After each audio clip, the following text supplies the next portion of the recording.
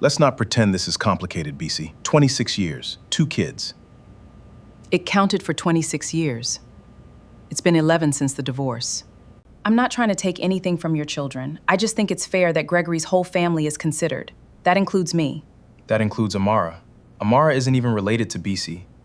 She's related to your father, which makes her family. Dad, this isn't the place. This is exactly the place. That's what an estate meeting is for. You all believe this is about money. I understand why. It usually is. If that's truly how everyone feels, then perhaps it's time the second envelope was opened.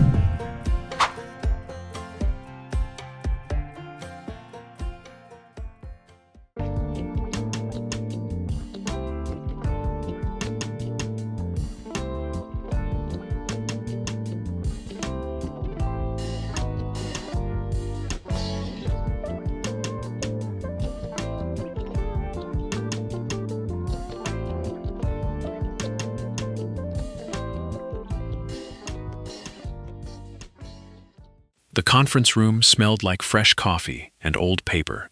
Let's not pretend this is complicated, Bissy. Gregory leaned forward, tie loosened. The way he used to before a fight he'd already decided to win. 26 years, 2 kids. That has to count for something. It counted for 26 years, Bissy said. It's been 11 since the divorce. Keisha's fingers tightened around her water glass. I'm not trying to take anything from your children. I just think it's fair that Gregory's whole family is considered. That includes me. That includes Amara. Amara isn't even related to Bissy, Jonathan said quietly, not looking up from the table. She's related to your father, Keisha said, which makes her family. Lara shifted in her seat. Dad, this isn't the place. This is exactly the place, Gregory said. That's what an estate meeting is for.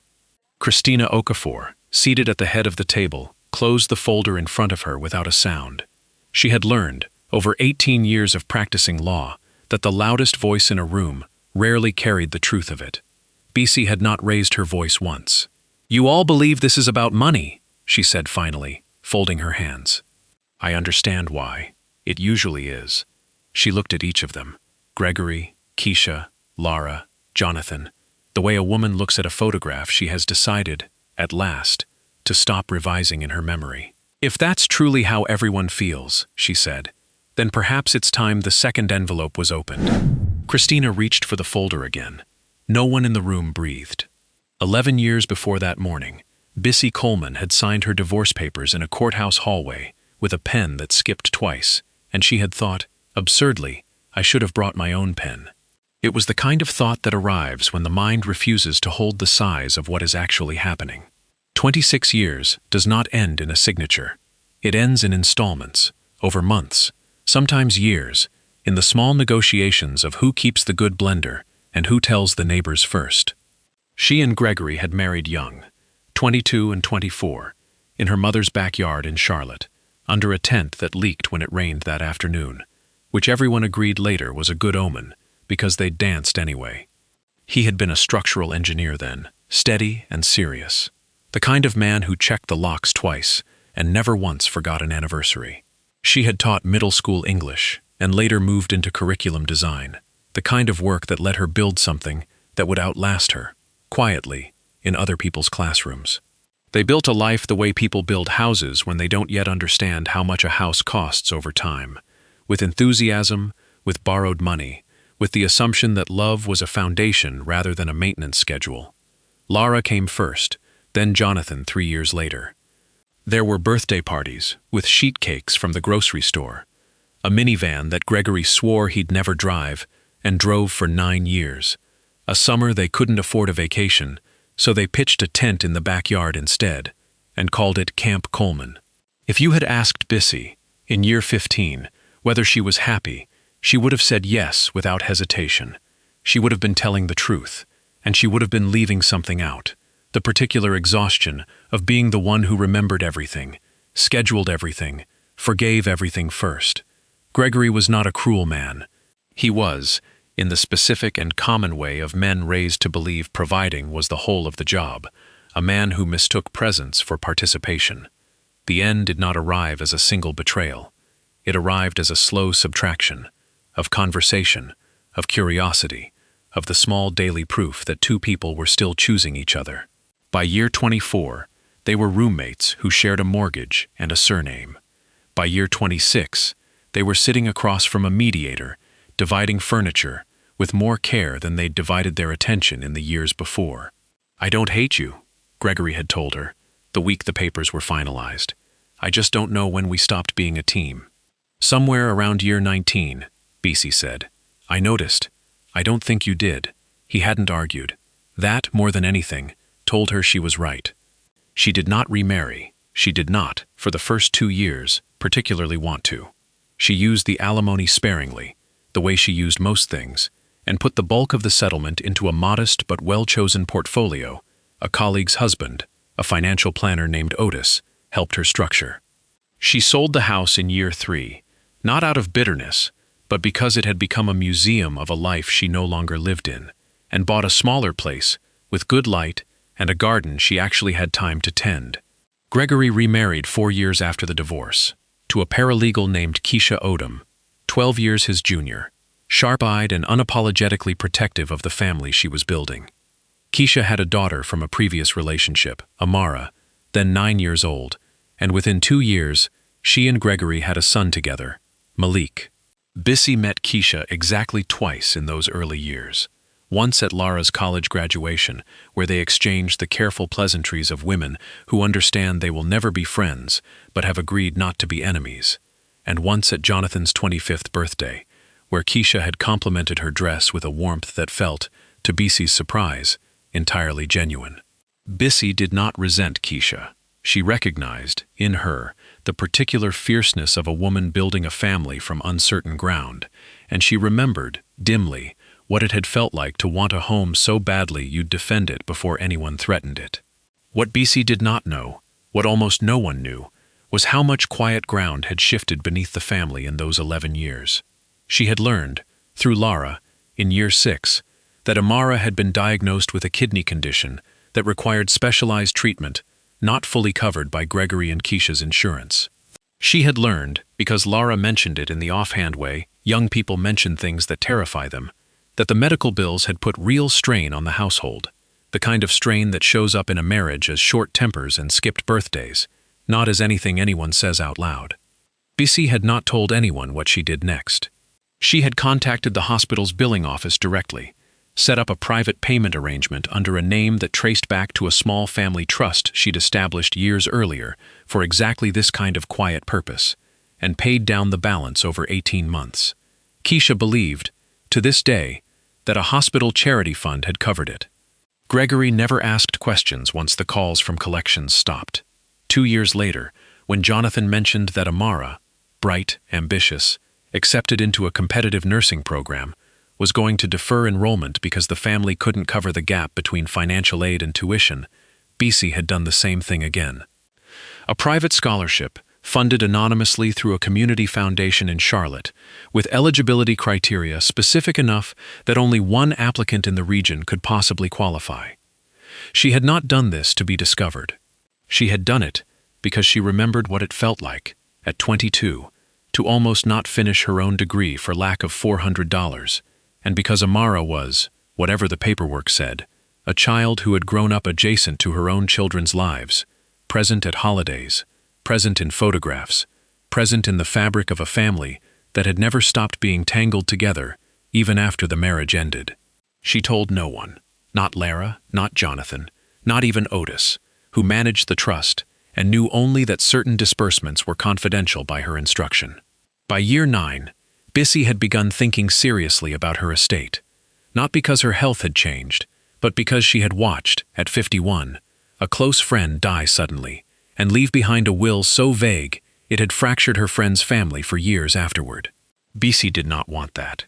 She wanted clarity. She wanted, when the day eventually came, for her children to know exactly what she intended and why, so that grief would not be complicated by guesswork. She met with Christina Okafor, a estate attorney recommended by Otis, in the spring of year 9. Christina was precise, unsentimental in the way good lawyers are, and asked Bisi a question in their first meeting that stayed with her for months afterward. "When you think about what you're leaving behind," Christina had asked, "are you thinking about what you owe people, or what you want them to understand about you? Bissy had not had an answer that day. By the time she returned 3 weeks later, she did. Both, she said, but mostly the second one. It was in that second meeting that she first mentioned the idea of 2 documents. One, the formal will, distributing her assets according to law and family structure. The other, something less conventional. A letter. Something that would only be read once everyone in the room had said what they truly believed. Most people don't do that, Christina said. Most people don't need to, Bissy answered. I think mine will. She did not yet know how right she was. The trouble began, as trouble often does, with a rumor half understood. In the spring of year 10, Lara mentioned to her father, in the casual way adult children mention their mother's business without thinking of the weight it might carry, that Bissy had redone her whole estate plan and had been in and out of some lawyer's office for months. Gregory had not thought much of it at first. But Keisha, whose mind ran quickly toward the practical needs of her own household, Amara now finishing her nursing degree, Malik entering his teenage years with the appetite of a growing boy, and the tuition demands of a private middle school neither of them had quite budgeted for, turned the information over for weeks. 26 years, Gregory, she said one night, folding laundry with more force than the task required. You built that life with her. Half of what she has because you two built it together. And now she's writing a will, and not one person in this family knows what's in it. It's not our business, Gregory said, though without much conviction. It's your children's business, which makes it your business. The conversation might have ended there, in the ordinary friction of a marriage negotiating money, if Gregory had not, 3 weeks later, run into Bissy at Jonathan's engagement dinner and made the mistake of asking, lightly, almost as a joke, whether she'd left anything for the grandkids. Bissy had smiled and said, I've left something for everyone who matters to me, Gregory. That's all I'll say tonight. It was meant as reassurance. Gregory, and later Keisha, when he relayed the conversation, heard it as confirmation that something specific, something with a number attached, was already decided, and that the decision might not include them. What followed was not dramatic. It was slower and more corrosive than drama, a series of small comments at family gatherings, a growing habit in Gregory of bringing up fairness whenever money came up at all, a quiet campaign, mostly unconscious, to establish in the family's collective understanding that his household too deserved consideration. We're one family, he said to Jonathan over lunch that summer. Your mother knows that. Amara's been at every Thanksgiving since she was 9. Malik calls your mother Grandma Bissy, for God's sake. He calls her that because she lets him, Jonathan said carefully. That doesn't mean she owes anybody anything. Nobody's talking about owing, Gregory said, though he was. Lara, unlike her brother, found herself more sympathetic to her father's position, not because she doubted her mother's generosity, but because she had grown close to Amara over the years. They'd shared a college dorm hallway for 1 semester, had stayed in touch since, and she genuinely believed her half-sister by circumstance deserved to be thought of kindly. I'm not saying Mom has to leave Amara anything, Lara told Jonathan, the week before the estate meeting Christina had scheduled to formally review the plan with the family. I'm saying I don't think it's crazy for Dad to bring it up. Families blend. Mom always said that herself. There's a difference between blending a family and dividing an inheritance, Jonathan said. Mom worked for what she has. Dad's remarriage doesn't entitle Keisha's kids to any of it. Amara's not a stranger, Jonathan. She's not Mom's daughter either. It was the first real argument the siblings had had in years, and it unsettled both of them enough that Nender mentioned it to Bissy directly, though she noticed, in the weeks that followed, a new carefulness in both of her children, the particular quiet of people trying to protect someone from a conversation they were already having without her. Bissy was not naive. She had spent enough years reading a room, first as a teacher, then as a mother, then as a woman who had rebuilt a life alone, to recognize the shape of what was happening before anyone said it to her face. She heard, secondhand, through a cousin who meant well and told her anyway, that Gregory had begun describing the estate meeting to friends as a chance to make sure everyone's taken care of, not just the people with Bissy's last name. It stung. Not because she was afraid of losing anything, her plan had been settled in her own mind for over a year, but because it revealed something about how little Gregory had understood her all the years they'd been married. He had mistaken her generosity, which she had always given freely and without ledger, for an obligation he could now call in. She thought more than once that autumn about simply telling him the truth, about the hospital bills, about the scholarship, about a decade of quiet acts he did not know she had performed for the family he now claimed she was neglecting. It would have ended the argument instantly. It would also, she suspected, have cheapened it. Kindness spoken aloud to win a point was no longer entirely kindness. She called Christina instead. "I want to move forward with the second document," she said. "The letter? You're sure?" Christina said. "It wasn't really a question. I'm sure of what I want them to understand," BC said. "I'm not sure they're ready to hear it, but I don't think readiness is something I can wait for anymore." Christina drafted the formal will over the following months, according to BC's clear instructions. A plan that divided the bulk of her estate between Lara and Jonathan, established modest educational trusts for both of their future children, left a meaningful gift to the community foundation that had quietly funded Amara's scholarship without ever revealing the donor, and included, to everyone's eventual surprise, a small but specific bequest to Keisha herself, not out of guilt, and not because Gregory had lobbied for it, but because Bissy had decided, on her own, that the woman raising her grandchildren's father, a role Keisha had filled with more consistency than Bissy had ever publicly credited her for, deserved acknowledgement. The second document, the letter, she wrote by hand, over several nights, in a black leather notebook she kept in the drawer of her writing desk. She rewrote the opening paragraph 4 times. She did not show it to Christina, or to anyone, until it was finished, sealed, and given specific instructions.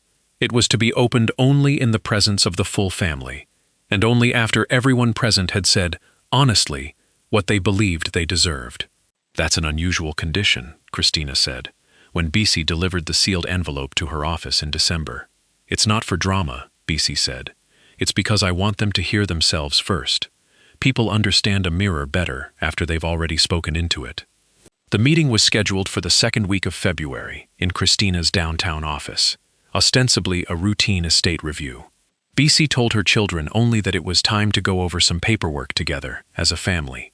She did not mention the letter. She did not mention what she suspected was coming. She was right to suspect it. 3 days before the meeting, Keisha called Lara directly, a call Lara did not mention to her mother until much later, and asked, with the careful diplomacy of a woman rehearsing a difficult conversation, whether Lara thought there was any chance the estate plan might include some fairness toward Gregory's whole household, given everything the family had been through together. Lara had not known what to say. She said, eventually, that she didn't know, and that it wasn't really her decision to make. "No," Keisha agreed, "but it's going to affect all of us, so maybe it's worth someone saying something in that room, before it's too late to matter." That was how Gregory arrived at the meeting already prepared to argue. Not out of malice, he would later insist, but out of a conviction, sincerely if imperfectly held, that a life built together for 26 years, and a family that had continued, however imperfectly, to blend and grow in the years since, deserved to be spoken for. He did not know about the hospital bills. He did not know about the scholarship. He did not know that the woman he was about to accuse of forgetting his family had spent a decade quietly making sure it did not fall apart. He was about to find out. The morning of the meeting, Bissy arrived 20 minutes early, as she always did, and sat alone in Christina's waiting room with a cup of coffee she did not drink. Christina found her there. "You don't have to go through with the letter today," she said. "We can do the will review and save the rest for another time." "No," BC said. "If we wait, it becomes about timing instead of truth. I'd rather do it while it's still uncomfortable. Comfortable is when people start editing what they really believe." They were joined, in order, by Jonathan, who kissed his mother's cheek and asked no questions, by Lara, who hugged her mother a beat too long, as though she already suspected the day carried more weight than anyone had said aloud, and finally, by Gregory and Keisha, arriving together. Gregory, in a suit he wore only for occasions he considered important, which told Bissy more than his words would. They settled around the long table. Christina opened with the formalities, confirming identities, confirming the purpose of the meeting, laying out, in plain language, the structure of the will as it currently stood. It was Gregory who spoke first, before Christina had finished explaining the trust structure for Lara and Jonathan's future children. "Before we go further," he said, "I think it's worth saying, and I've talked to Keisha about this, that this family isn't just Bissy's 2 kids anymore. It's bigger than that. It has been for a long time." "Gregory," Bissy began gently, "let me finish, please." He looked around the table, gathering himself. 26 years, Bissy. I know we're divorced. I know that's real. But everything either of us has, we built in those 26 years. Together. And in the years since, this family kept growing.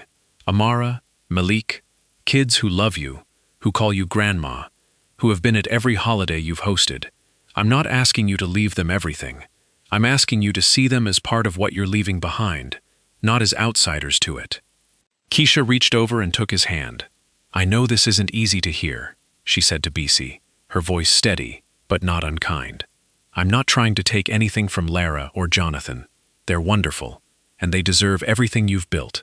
But my children have been part of this extended family too. Amara adores you. She talks about you like family. I just think fairness matters, and I don't think it's fair for them to be invisible in a moment like this." Lara shifted uncomfortably. "I don't think anyone's trying to take anything from you and Jonathan," she said, glancing at her brother. I understand what Dad's saying too. Amara's like a sister to me. I don't think it's wrong to want her included, even a little." Jonathan's jaw tightened. "This is Mom's estate. She built it. She gets to decide who's in it, and nobody's obligated to include anyone, just because they've been nice at Thanksgiving." "That's cold, Jonathan," Gregory said. "It's honest," Jonathan said. "There's a difference." The table fell into the particular silence of a family that has said, out loud, things it usually only says in separate cars on the way home. Christina did not interrupt it. She had learned, in these meetings, that silence often did more work than any legal clause. Bissy let the quiet sit for a long moment before she spoke. "I asked you all here today for 2 reasons," she said finally. "The first was to review the will, which Christina has already begun to explain. I want to be clear about that document, because I think there's some confusion about what it means and what it doesn't." She looked at Gregory. "The bulk of what I have goes to Lara and Jonathan, in trust structures meant to protect their futures and their children's futures. That's not a rejection of your family, Gregory. It's a reflection of the fact that Lara and Jonathan are my children, and this is, at its core, an inheritance, not a redistribution of a life you and I already divided fairly, 11 years ago, in a courtroom, with lawyers, under oath." "I'm not disputing the divorce settlement," Gregory said. "I know," Bisi said. "But what you're asking for now is an extension of it, a second settlement, over a decade later, based on the idea that because our lives remain tangled through our children, my estate should stretch to cover your household too. I understand why that feels reasonable to you. I don't think it's ungenerous of me to say it isn't." Keisha's expression tightened, but she said nothing. "There is a bequest to you, Keisha," Bissy continued, "not because Gregory asked for it, because I decided, on my own, that the role you've played in my children's lives, however complicated, however unasked for, deserves acknowledgement. It's modest. It's not what you came here hoping for, I suspect. But it's real, and it's sincere." Keisha's eyes glistened, though whether from gratitude or disappointment, mine's couldn't tell. "As for Amara and Malik," Bisi said, "there is provision made for them as well, not in the way you're imagining. But I'll get to that." She reached into her bag and set the second envelope on the table. "This is the second reason I asked you here," she said. "Christina holds a letter I wrote, under instruction, that it only be opened once everyone in this room had said, honestly, what they believed they deserved. I think we've done that now." Gregory looked at the envelope, then at Bissy. "What's in it?" "The truth," Bissy said simply, "about the last 10 years, about what I've actually done, and why, and what I never told any of you, because I never needed you to know." She nodded to Christina. "If that's truly how everyone feels," she said, echoing, almost without meaning to, the words she would later say again, in the version of this scene that would live in her children's memories for the rest of their lives, Then perhaps it's time the second envelope was opened. Christina broke the seal. Christina read slowly, in the measured voice of a woman who understood that some documents deserve to be heard, not skimmed. To my family, all of you, however that word has come to be defined, the letter began. I am writing this not to explain a will, but to explain a decade you did not know you were living through. The room went very still. The letter described, in BC's own handwriting, transcribed faithfully by Christina, the private arrangement made through the hospital's billing office 6 years earlier. The balance quietly paid down over 18 months, under a name traced to a family trust, for a kidney treatment neither Gregory nor Keisha had ever been able to fully afford. Keisha's hand went to her mouth. "That was you," she said. "The hospital told us a charity fund covered it. We assumed. I never wanted you to know," Bissy said quietly. "It wasn't about being thanked. Amara was scared, and you two were drowning, and I had the means to help without anyone having to feel indebted to me. That's the only kind of help worth giving, I've always thought." The letter continued. The scholarship, funded anonymously through the Charlotte Community Foundation, eligibility criteria written narrowly enough that Amara had been, in practice, its only possible recipient. Gregory sat back in his chair, as though the air had gone out of the room. "She got that on her own," he said. "She earned that. We were so proud. She did earn it," BC said. "The scholarship didn't write her essays or study for her exams. It just made sure money wasn't the reason she couldn't try." The letter went further still, details neither Lara nor Jonathan had known. A debt Gregory had quietly carried from a failed contracting venture in year 4 after the divorce, one BC had learned of through a mutual friend and forgiven without ever mentioning it, absorbing the loss herself rather than pursuing repayment through the small business loan she had co-signed years earlier and never fully released him from. A set of family heirlooms, her grandmother's china, photographs, a hand-carved chest that had belonged to Gregory's late mother, that Bissy had paid to have professionally restored and stored, at her own expense, specifically so that they would exist intact for grandchildren not yet born on either side of the family, regardless of which household they grew up in. "I am not writing this to be praised," the letter continued, Christina's voice steady, even as Lara had begun, quietly, to cry. "I am writing it because you came into that room today, believing you knew what I owed you, and I think it matters that you understand what I already gave, freely, without asking anything in return. That is the difference between entitlement and love. Entitlement waits to be told it deserves something.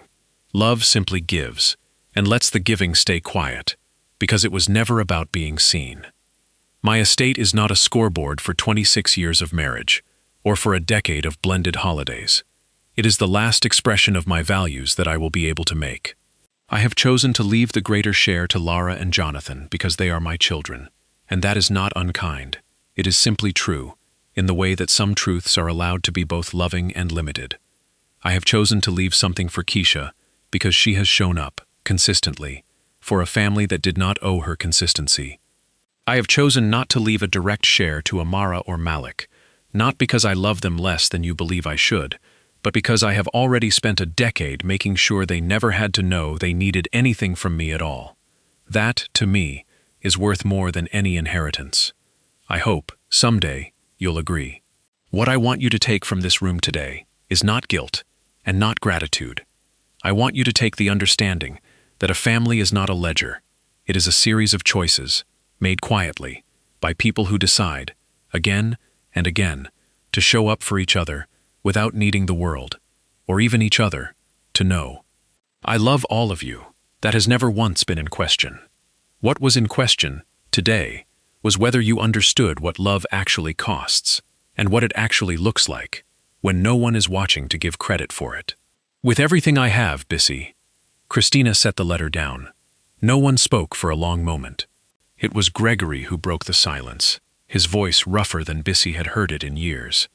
"I didn't know," he said, "about any of it. 6 years, and I never—" He stopped, pressed his fingers to his eyes. "I came in here today thinking I was owed something.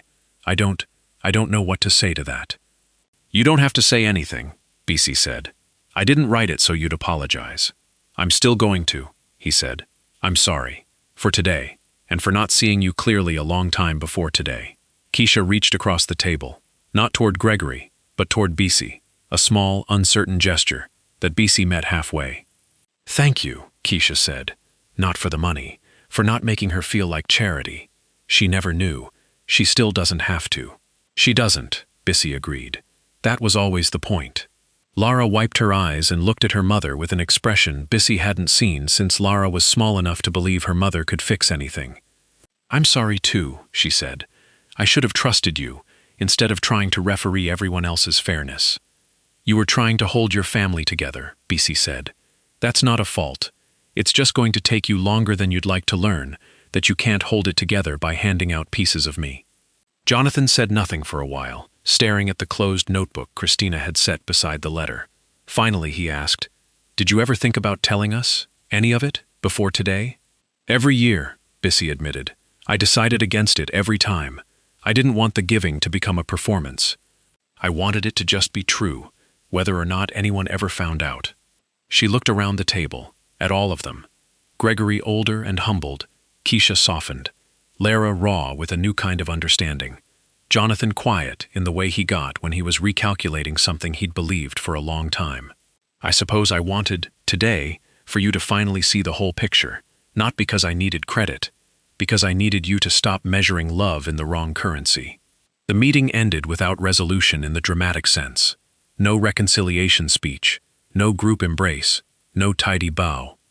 Gregory and Keisha left first, quieter than they'd arrived, Gregory pausing at the door to say, simply, "Thank you, Bisi. For all of it, I mean that." "I know you do," she said. Lara and Jonathan stayed behind a little longer, and for the first time in months, spoke to each other without the careful distance that had crept in since their disagreement. They did not resolve everything that afternoon, but something had shifted, the particular shift that happens when two people realize the argument they'd been having was built on a foundation neither of them had fully understood. Months later, at a small family gathering that spring, no lawyers, no envelopes, just a backyard cookout Bisi hosted for the first time in years, Amara arrived with a card she'd made herself, addressed simply to Grandma Bisi, containing nothing more than a drawing of the two of them and a single line, "Thank you for letting me not know. I know now, and it means more this way." Bisi kept the card in the same drawer where she'd once kept the letter. She never explained, to anyone outside that room, exactly what had been said that day in Christina's office. Some truths, she had come to believe, were not meant to be repeated for effect. They were meant to be lived, quietly, without an audience, in the specific and unglamorous work of continuing to show up for people, long after anyone was keeping score. The first envelope had told her family what she owned. The second had told them who she was. In the end, that was the only inheritance that had ever really mattered.